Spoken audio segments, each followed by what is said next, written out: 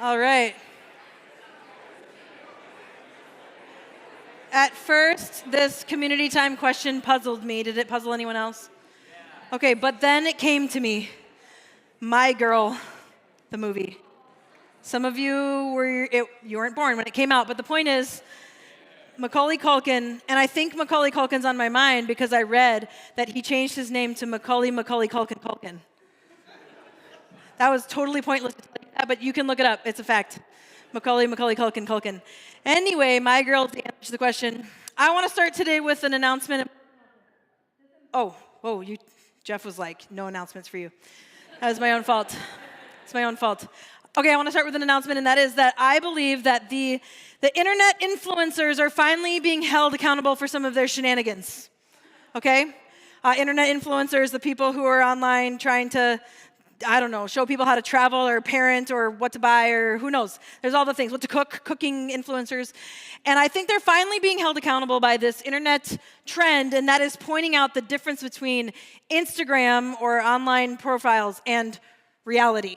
Has anybody seen this? Instagram versus reality. I just think this is so helpful because it turns out life is not like it is for the lifestyle influencers. Turns out for almost anyone, including them. This is why this is important. They're shenanigans. So I brought some examples, obviously, of how we can see that this is true. First of all, you can see here lifestyle bloggers, lifestyle influencers. They don't wake up like that. Nobody wakes up like that. Nobody runs without the sweat marks. Like, this is not real. Okay, and all the influencers live in perfectly clean, manicured homes, obviously. Actually, my home looks like that right now.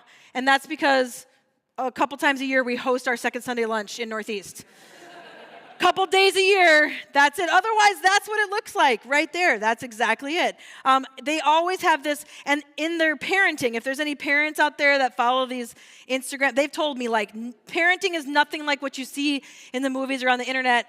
It's not this beautiful thing. Is that true? Has anybody seen some things that seem a little too idyllic for parenting? Okay. And then I can attest to this as a pet parent also. Like, people are making it seem cuter than it actually is. So, I'll show a picture of my dog, and I'll have like 80 pictures of the dog doing something weird just to get the one picture before it eats the flower. Like, this is reality, okay? The food bloggers might be, they're up there with the worst because, like, if oatmeal looked like that, I would eat it and be a healthier person, but it doesn't look like that. It looks not good.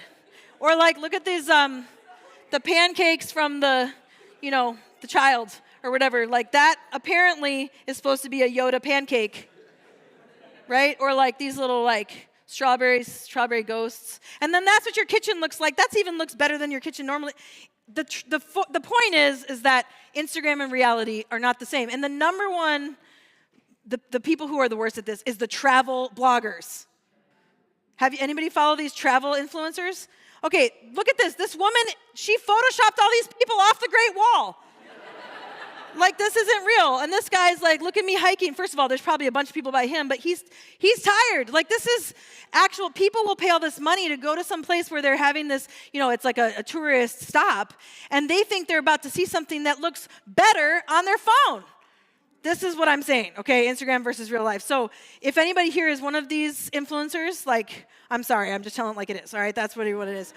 So we noticed this, right? We noticed that Instagram and real life are not the same thing. That wasn't a new announcement, but we do need to hold people accountable for their shenanigans. So if you see people just send it out, and then you're an influencer about the things the influencer having shenanigans about.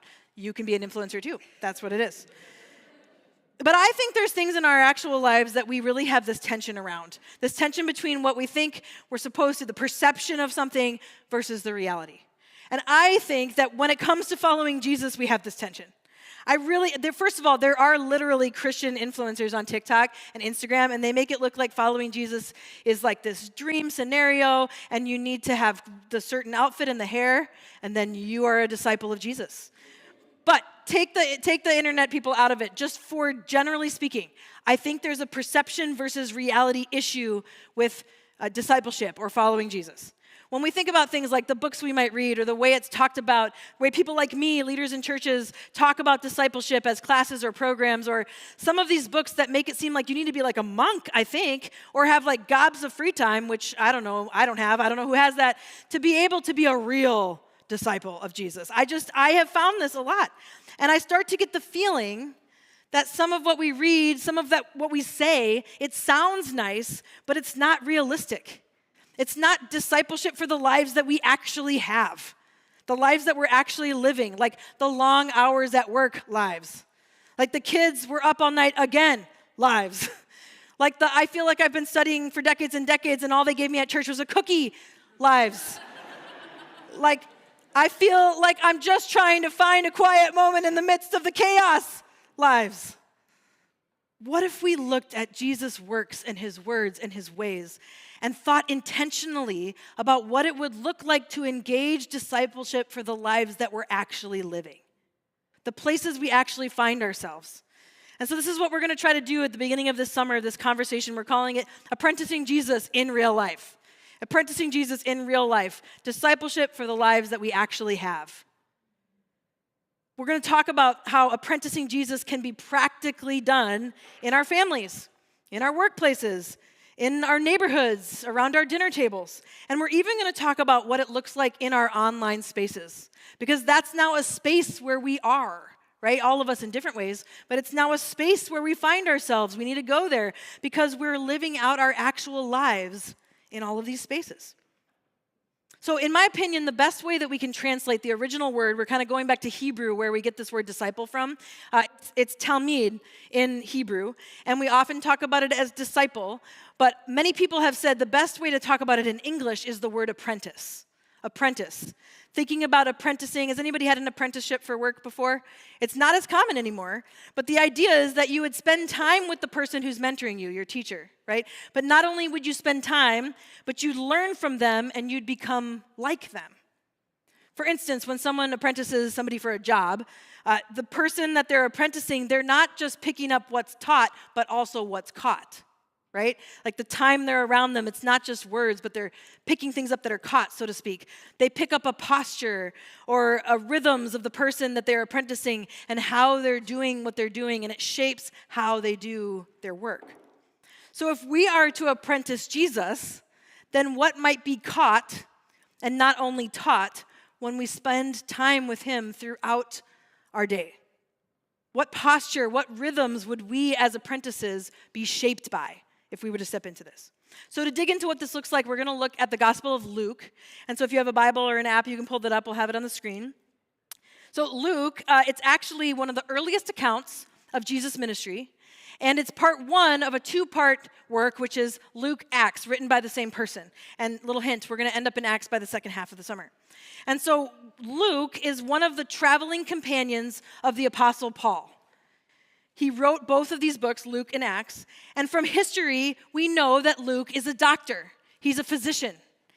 And so it's interesting because you think about Paul, the Apostle Paul, he's a church planter, and then you have Luke, who's a doctor, but they're both trying to figure out how to follow Jesus in their vocations. Luke kind of has two big overarching goals for why he's writing his version of the story of Jesus. The first big goal that he has is he wants to go back to the eyewitness testimony of the people who really truly experienced Jesus walking the earth. And so that's who he's talking to about this as he's writing. And he wants to talk about what happened at the very beginning of the church in Acts, the people who were actually there, eyewitness testimony. And then, second goal that he has is he wants to show that Jesus is a fulfillment of a story that's been told for thousands of years. That this story in the Hebrew scriptures, what we call the Old Testament, is leading up to Jesus. And he not only wants people who are reading Luke and Acts to see Jesus as an important figure in this story of one group of people, but that Jesus is this important, the one person that is coming in to be the important person in the story of everyone because of who he is, what he has done, what he is doing, and what he will do. This is this important thing for him. Jesus is God's restoration for all people, for the whole world. And that becomes clear as you go through Luke and Acts. So in Luke 9, there is what many consider kind of the center pinnacle of Luke's gospel. So at the beginning of Luke, if you kind of page through, you see the birth of Jesus. You see that Jesus has stepped into his ministry. He's done miracles. He's been healing people. He's called his disciples, and they've watched all of this happen. And then we get to this moment in Luke 9. Jesus is praying, and his disciples are nearby. And he comes from this time of praying, connecting with the Father, and he comes to them and he asks them perhaps the most important question that anyone could ever ask in their life. And this is what happens when we pick up the story in Luke 9:18, verse 18. Once when Jesus was praying in private and his disciples were with him, he asked them, "Who do the crowds say I am?" They replied, "Some say John the Baptist, others say Elijah, and still others that one of the prophets of long ago has come back to life. But what about you?" he asked. "Who do you say that I am?" Peter answered, "God's Messiah." All right, so the most important question that any of us could ever ask is this question that Jesus asks them. Who do we say that Jesus is? And then we see Peter, it's not a small thing for him to give the answer, the Messiah. Because this Messiah is the one everyone in their community for generations had been waiting for. And Peter points to the reality that Jesus is the fulfillment of that story that God had been telling for thousands of years. Messiah means anointed one of God. But I don't think the disciples were truly ready for what Jesus was going to say next in verse 21. Jesus strictly warns them not to tell this to anyone. That would be weird. Like, that's weird, right? Because Peter just declared, like, everybody in their community had been waiting for this Messiah, and then Jesus tells them not to do this, not to tell anyone. But Jesus knew it wasn't yet time for it to be shared. And so there's more that Jesus needs to tell. Verse 22, and he said, "The Son of Man must suffer many things and be rejected by the elders and the chief priests and the teachers of the law, and he must be killed, and on the third day be raised to life." Okay, so this would have been shocking to them. They'd heard about this Messiah for thousands of years, this victorious, anointed one of God. And so for Jesus to give the image not of a victorious Messiah, but one that had to die, Jesus is this leader that they have come to love. And then he's saying that the people that you have trusted your whole life have something to do with this. The elders, the teachers, the priests are going to be responsible for some of this. And it's curious, if you look at it, because Jesus said he must suffer. He must be killed. So they must be thinking, well, it seems to mean like it's not really up to the humans, even the ones that are rejecting him, but that it would be something that God is doing in some way. God's allowing it to happen. Can you imagine how confusing this would be for them as they're trying to get their head around this? It would have been hard for them to see in that moment that this was a part of a bigger story that God was telling. I don't know about you, but when I get like hard news or difficult news, man, it is near impossible to see in that moment how it's a part of a bigger story that God is telling. Like, I can't even see it. And so here they're trying to get their head around this. That would have been a lot to take in for one conversation. I'm sure they had dozens of questions. I'm sure there was a lot of things on their mind, but Jesus is not quite done. He continues on in verse 23. Then he said to them all, "Whoever wants to be my disciple must deny themselves and take up their cross daily and follow me. For whoever wants to save their life will lose it, but whoever loses their life for me will save it. What good is it to gain the whole world, yet lose or forfeit their very self? Whoever is ashamed of me and my words, the Son of Man will be ashamed of them when he comes in his glory and the glory of the Father and of the holy angels. Truly, I tell you, some of you who are standing here will not taste death before they see the kingdom of God." So in the NLT, that whoever wants to be my disciple or my apprentice or my follower must let go of their own way and pick up their cross. And then he says to lose your very self, or in some translations, your soul. Okay, this is so many things. Can you just try to imagine hearing all of this in this short time? There wasn't like a Q&A session in the middle that we know about. And so I just look at this on the screen. This is in one sitting, all the things that they're trying to take in, okay? Try to imagine this. First of all, that Jesus is the Messiah, the one they've been waiting for. But he's going to have to die and come back to life. If he's going to bring salvation that they've longed for, he's going to have to give up his life, but then he's going to come back to life. And then our trusted leaders are going to be a part of this in some way. And then continuing, if you want to continue to follow me, Jesus is saying to them, if anyone else wants to join in, like they're going to have to give up their own life and have their life overhauled and transformed. But the bonus for saying yes to that invitation would be that you get to keep your soul. So that seems important. I mean, even as I just look at this right now, like this is a lot to take in, isn't it? This is a lot to just get your head around that they were trying to take in that moment. And I think this is part of what gets us in the tension of our perception of what apprenticeship to Jesus is supposed to look like versus the reality of our actual lives. But if we look at what the core, so I just was thinking, like, if Jesus is hoping that they're going to walk away remembering something specific, what is he hoping that they will take with them from this encounter? What is Jesus hoping that they would take with them from this conversation? And I don't know for sure, but this is my best bet.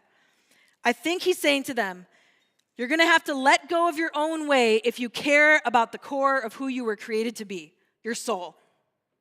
But if you choose the way of Jesus, then the depth of who you are, your soul, will have all that you need and more.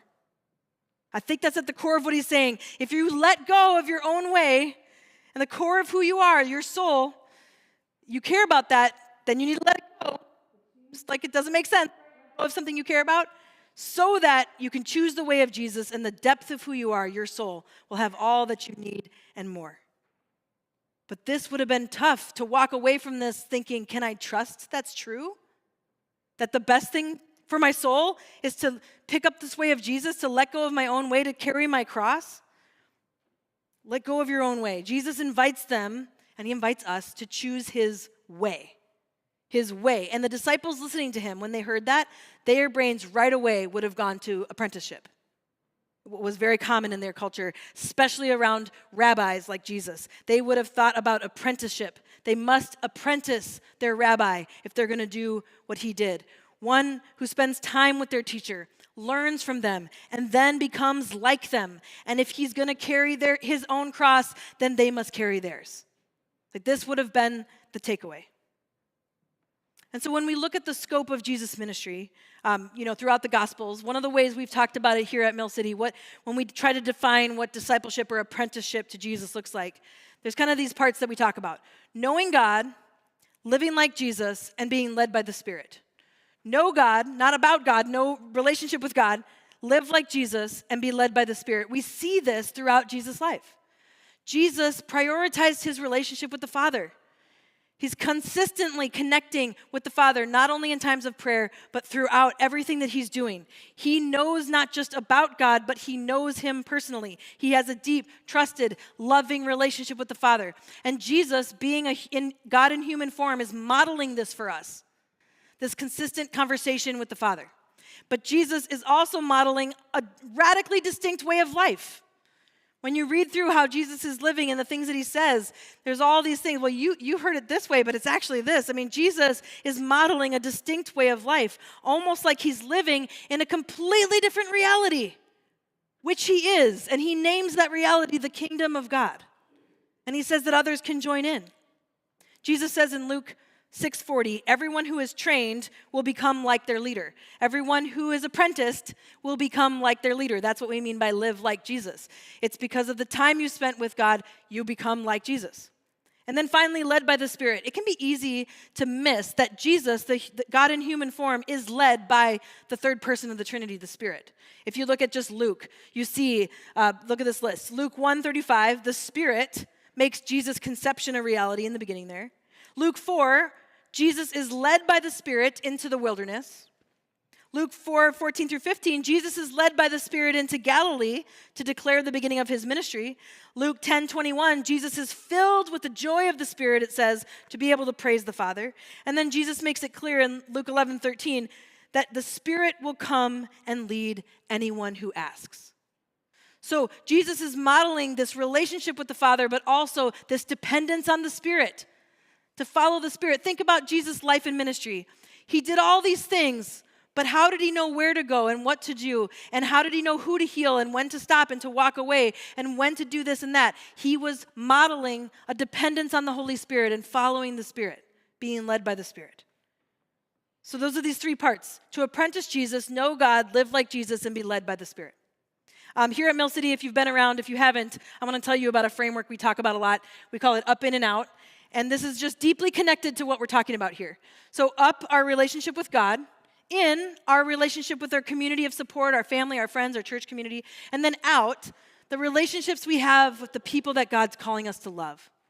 The people in our neighborhoods, our workplaces, the things that God's calling us to be mission on, the people to reach, to love, and the people who don't yet know Jesus. And so what you see is Jesus modeling this in his life. He's modeling knowing God, and just notice this. It's his relationship with the Father that propels him into his in and his out relationships. He's consistently coming back to his relationship with the Father as he's being led into deeper relationship with his community, the 3, the 12, the 72 we sometimes talk about, and as he's being led into these crowds. You know, there's all these stories of Jesus in these crowds. How did he know who, what, where? It's because he's being led by the Spirit. So all of these relationships, our relationship with God, our relationship with each other, and our relationship with the world God loves, the Spirit leads us.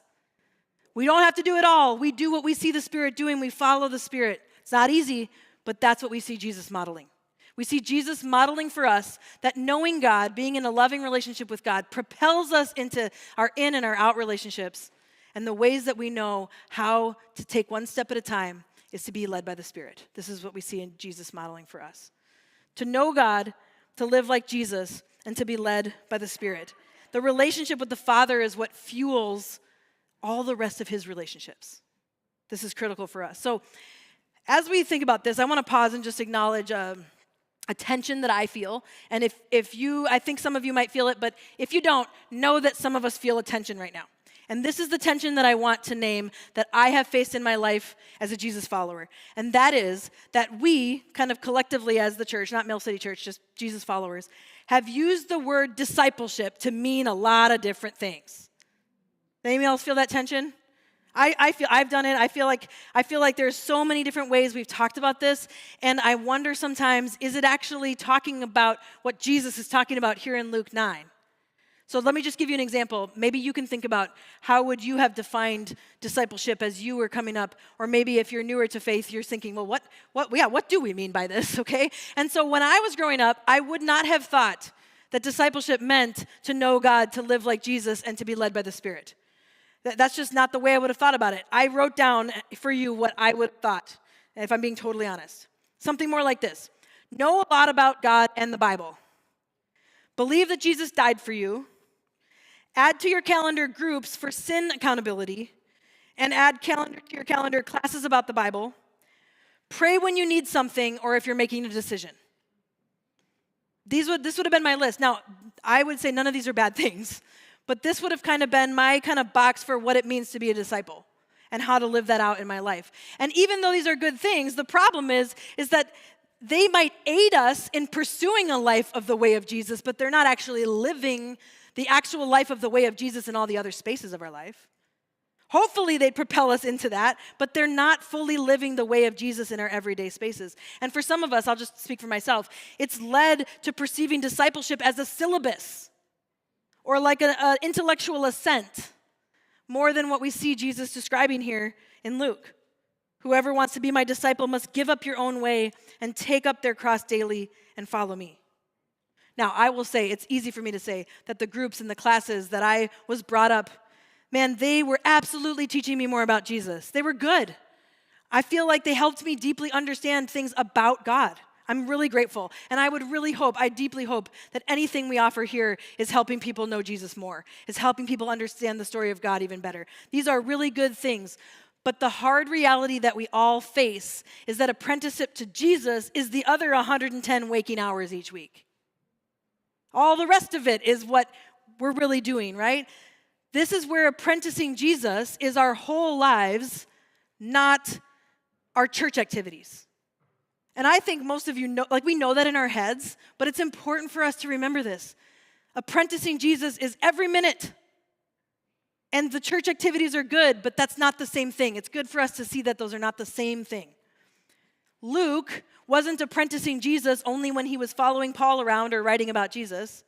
That was part of his apprenticeship of Jesus, but Luke was apprenticing Jesus when he was treating patients, right? And imaging God as he helped people to experience healing. Luke was also apprenticing Jesus as a friend, as a family member, as a neighbor. All of that was his apprenticeship of Jesus. I love this book by Pastor Ken Shigematsu. Maybe some of you have read it. It's called God in My Everything. Came out like 10 years ago, maybe a little more. It really was one of the things, I want to give credit to that helped me start to shift my perspective on this. It's called God in My Everything. And I want to just share one quote from the book that I just love how he talks about this.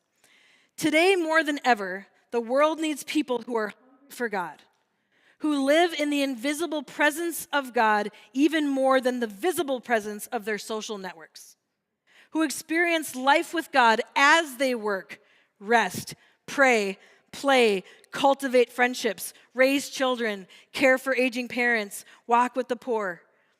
A life that does more than pray sporadically is itself a prayer to God.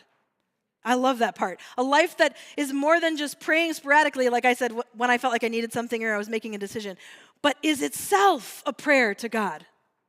Every day in the everyday spaces. I think this quote gives us just a little bit of a picture of what Jesus' message is here in Luke 9. Throughout his ministry, if you want to apprentice me, let go of your own way and choose my way. Then the depth of who you are, your soul, will have all you need and more. Now, I think another thing that's challenging for us to recognize in our lives is that being an apprentice, we're kind of always apprenticing something or someone. Like if it's not Jesus, it's something else in our life. Everything around us is forming us.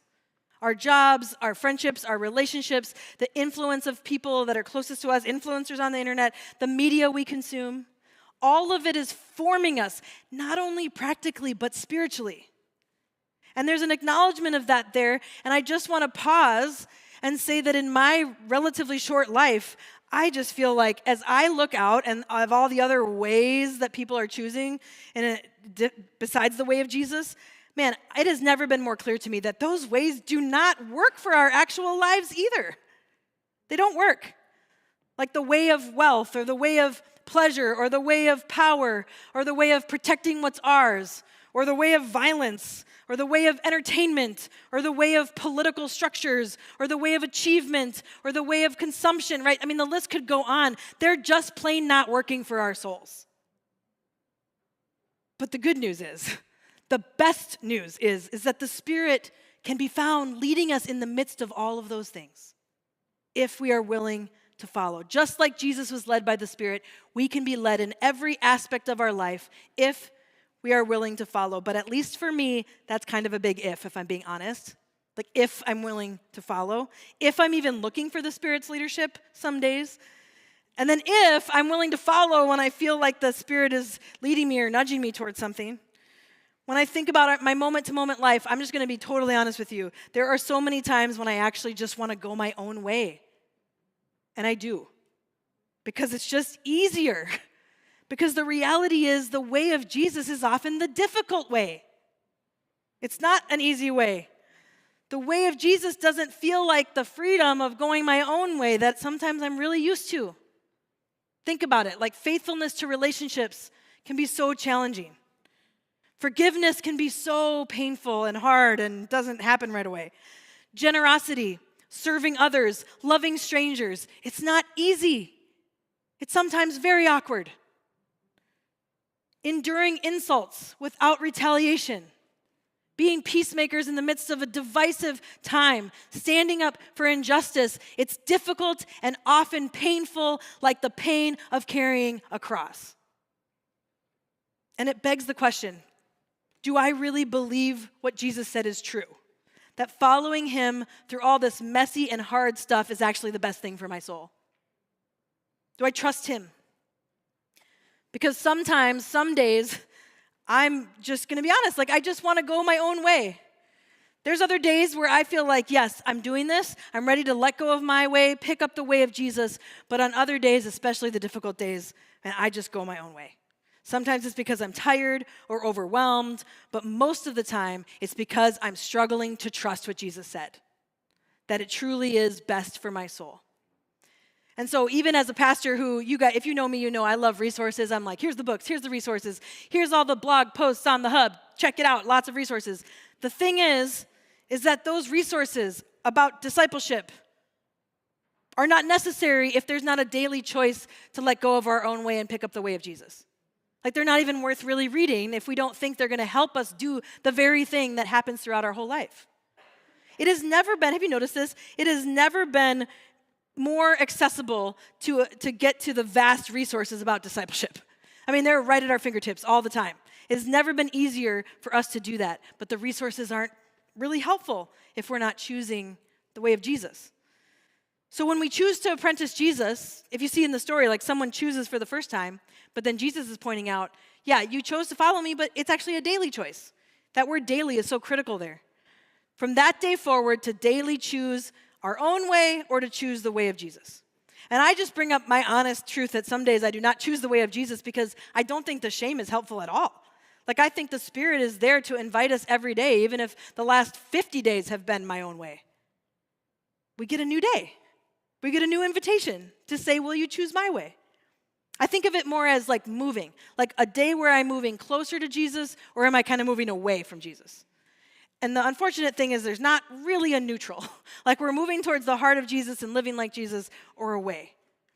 Do we choose daily our own way or the way of Jesus? In some ways, I mean, it kind of seems simple, right? Do we choose our own way or the way of Jesus? But the thing about things that sometimes seem very simple is they're still really hard to do, aren't they? Like, so hard to do. So let's just get a little bit practical for a minute. Think about what apprenticing Jesus, knowing God and living like Jesus in your everyday spaces would look like. Maybe right now, think about ways that you felt the Spirit nudge you, even this last week. I've already said there's times when I'm not looking for the Spirit, not listening, or I just flat out say, I'd like to do it my own way. But then when I'm paying attention, what am I hearing? So let me just give you an example from this last week. These are some things that were apprenticeship in my actual life, okay? Of course, apprenticing Jesus has looked for me like reading the Psalms with a lot of you every day. But not only that, when I miss a day or two, not getting all shamey about it, just keep going, just jump back in, right? That's part of my apprenticing Jesus. It also looks like connecting with prayer partners and people who are apprenticing Jesus alongside me, the people who ask me the hard questions. I mean, these are good things. But apprenticing Jesus in my everyday life isn't just about those practices. It's also about getting home from work and I'm tired and it's late and I'm ready. I just can't wait to go sit down. Anyone else resonate with this? And you're coming into the house and there pulls up my neighbor with 2 sets of twins. I'm not kidding you. The oldest ones are 7, the youngest ones are 4. Anyway, lots of kid. And so she pulls up in the minivan, she opens the back of the minivan, and it's like Costco. And I'm just kind of like, oh, I've seen it now. And the moment of apprenticeship to Jesus is like, I just want to go, like I want to sit down. But I don't, right? Because it's the right thing to come up to her and say, how can I help you? And then she says, I got this, which is Minnesotan for I don't have this. And I'm like, I know, but let me help you. You have to get 4 children and this massive amount of van stuff into the house. Like, that's an apprenticeship to Jesus moment. You see what I mean? Or like an apprenticeship to Jesus. Here, I'm working at church, doing pastor stuff, whatever that is. There's a lot of stuff. I'll tell you if you want to know, but I'm doing the pastor stuff, and I got things to do. But there's these guys re-roofing our roof this last week, which is awesome, and it looks great. And I'm just like, I got things to do, but the Spirit's like, go talk to them, get to know them, ask them where they're from. Let them know that what they're doing matters, that it's really important for us. And then let them know that it mattered a lot that their organization was willing to give a nonprofit discount to us. Like, that was really empowering. But I had pastor things to do, right? Like, that's the thing. But in my workplace, like, it's what am I doing? What's the Spirit nudging me? One more place that in my life this week, I just felt like the Spirit was just nudging me. You got to prioritize some of your time and your money for some of these justice issues that God's put on my heart. Like, I know that I had to reevaluate that a little bit. That wasn't my own idea. Like, I know the Spirit was nudging me about that in some different ways. So what does it look like for you in your actual life? for the Spirit to get your attention and to invite you into the way of Jesus. Maybe it looks like doing the parts of your job that you don't love as well as the parts that you do love, because you realize that even spreadsheets can be an act of worship to God. That when you take chaos and you organize it, you are imaging God one click at a time. Or it looks like showing appreciation to your spouse for all the ways that they serve you, even if they're always not showing the same appreciation because it's not a competition, it turns out. Or apologizing when you lose your temper. Or maybe it looks like celebrating friends and family, even though it's like the eighth grad party that weekend. But you got to show up for your people and show them that it matters that they invested their life in this way. Maybe it looks like trying not to holler at the kids and asking for God to give you patience when you're like, oh my goodness, how do we get them out of this mode where they're going wildly crazy, okay? Like, I don't know. But I think that's the kind of thing God invites us into. It looks like maybe the Spirit nudging you to stop scrolling and put the phone down and look at the people that are right around you. Or maybe God's saying, look to me, what's going on here?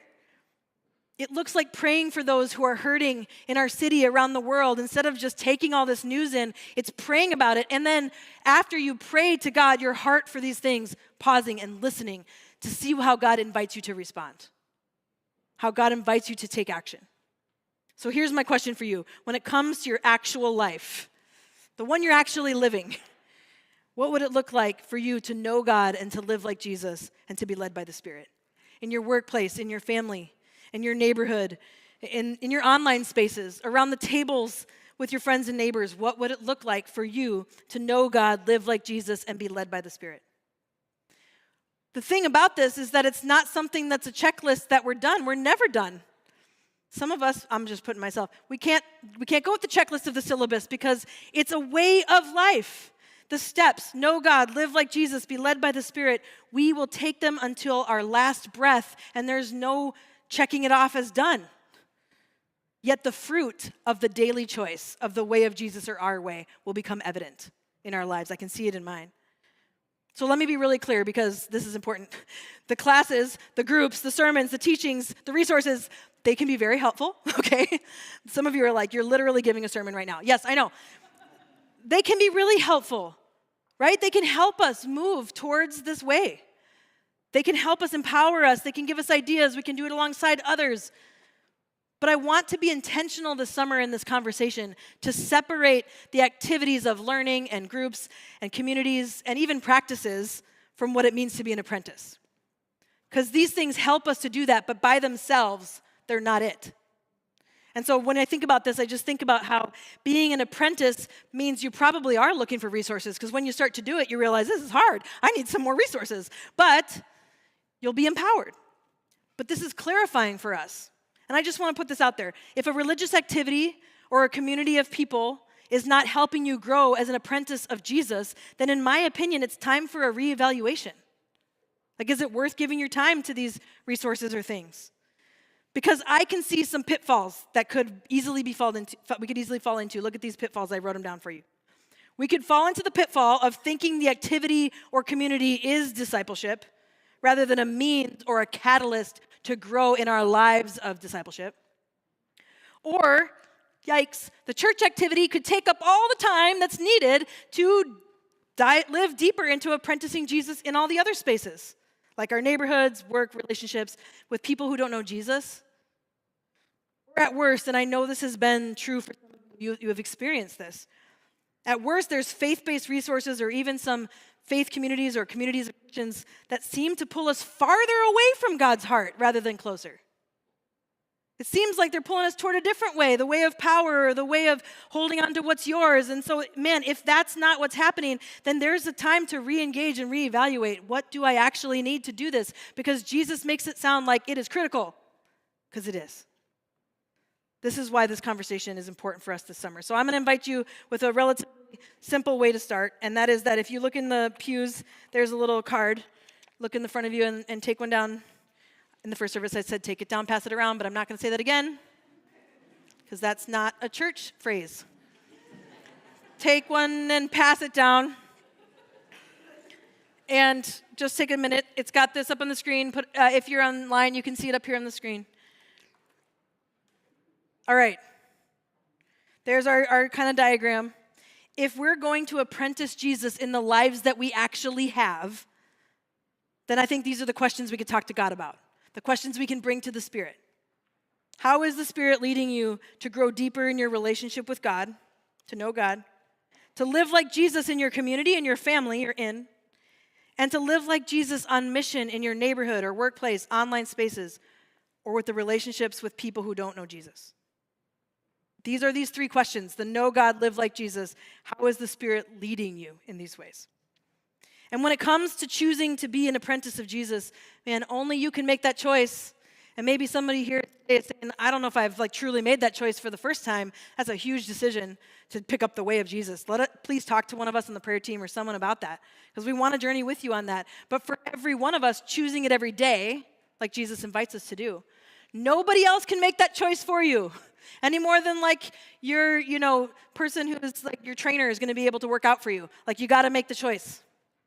But even though nobody can do it for you, it is not something that anybody can do on their own. We just can't. We need each other. And so that final question that's written there, who is the Spirit leading you to apprentice Jesus alongside? Who is the Spirit leading you to apprentice Jesus alongside? Who are the people in your life that God is leading you to? I know that this means that you might have to have some really important conversations with your friends, and maybe you don't typically talk about stuff like this, but if you're walking the way of this with them, talk about how you need each other to do that.